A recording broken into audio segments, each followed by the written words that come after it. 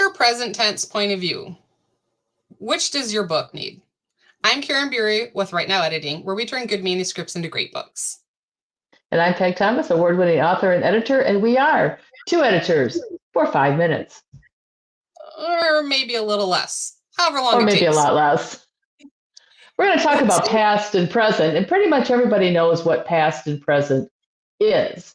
But when you're writing past and present, you have to be very careful that you don't intermingle the two. That's probably the biggest thing to remember. If you're doing past tense or present tense, you have to pick one or the other. You can't slip from one to the other without totally discombobulating the reader. And as far as past, present tense, which one works well for which genres, we're going to go back to our old favorite. It depends. It just depends on the story that you're writing, whether it works better in past or present.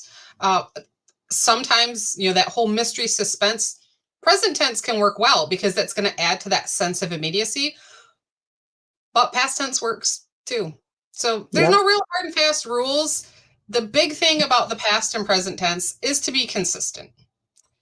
And there are a few times when you can kind of intermingle the two, and when that happens, usually it's in deep inner dialogue within the character.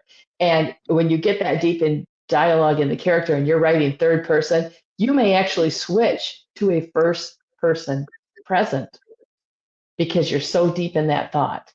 And of course, that would always be in italics, and it would be set up so the reader would understand that this is just a thought that's like right off the top of the head. And then you go right back into it.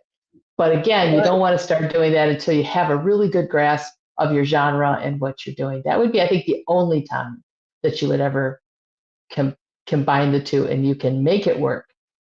But most of the time, you don't need to try any gimmicks. And really, that's kind of all that Peg and I had as far as thoughts on past and present tense. But since we were doing this whole point of view section here, we thought we should include this.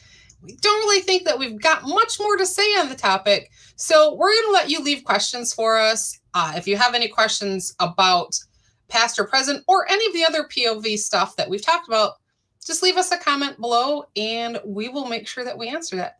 Until Absolutely. next week, I'm Karen Bury. And I'm Peg Thomas in the present tense. Goodbye. See ya.